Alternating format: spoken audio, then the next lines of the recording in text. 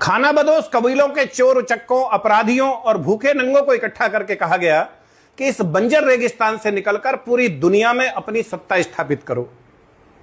दुनिया भर में शांति और समृद्धि से जी रहे लोगों का धन, वैभव, सुख और शांति सब लूट लो और उनका धर्म परिवर्तन करके अपने जैसा गिद्ध बना दो। जो ना माने बेधड़क उनकी हत्या कर दो, उनकी बहन बेटियों की इज्जत लूटो और माले गनीमत समझकर आपस में उसे बांट लो।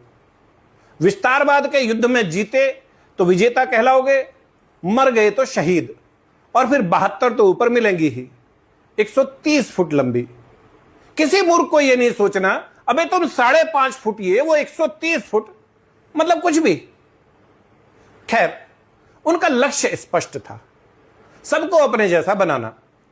लूट के माल का लालच और हवस पूर्ति की कुंठा विस्तार का माध्यम बने।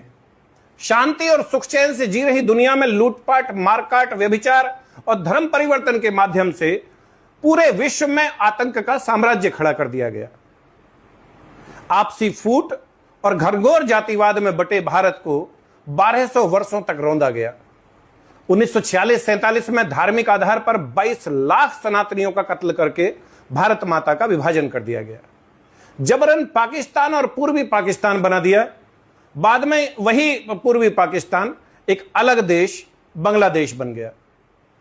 चलो जान छूटी, अब तो हम शांति से रहते, अब तो हम शांति से जीते। पर नहीं, धार्मिक आधार पर विभाजन करने के बावजूद भी रणनीति के तहत उनकी लगभग आधी जनसंख्या भारत में ही रह गई, नेहरू और गांधी की शह पर। भारत में बचे रह गए उन लोगों की एकजुट वोटों के सहारे सत्ता में बने रहने के लालच के कारण नेहरू ने उनकी अंधाधुंध बच्चे पैदा करने की साजिश की ओर से अपनी आंखें मूंदे रखी। बाद में नेहरू की बेटी इंदिरा तो एक कदम और आगे बढ़ गई और सनातनियों की नसबंदी शुरू करा दी। लगभग 40 साल चले परिवार नियोजन कार्यक्रम का परिणाम यह हुआ कि आज सनातन समाज का युवा एक बच्चे तक सीमित रहने लग पड़ा है।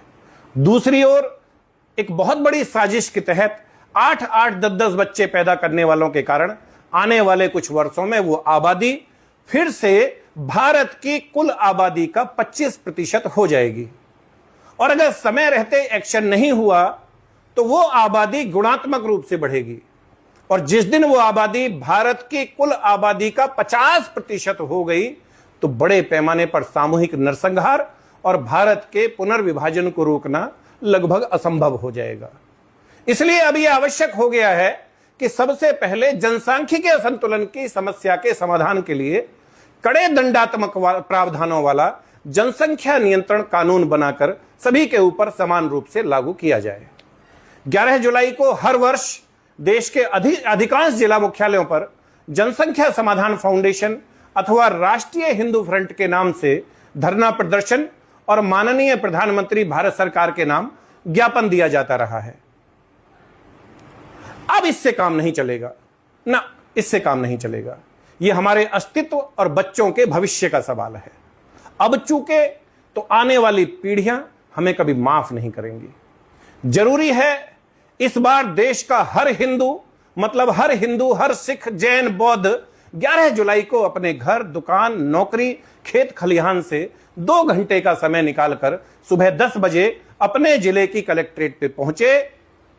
आह्वान भले ही राष्ट्रीय हिंदू फ्रंट ने किया हो, इस बार सभी हिंदू बड़ी संख्या में एकजुट होकर जनसंख्या नियंत्रण कानून की मांग पर मुखर होकर आवाज उठाएं। देश भर में सनातन एकता का ऐसा सैलाब नजर आना चाहिए कि प्रधानमंत्री जी को यह विश्वास हो जाए कि जातिगत भेदभाव से ऊपर उठकर तमाम सनातन समाज उनकी सरकार के साथ है। अभी से जुट जाइए।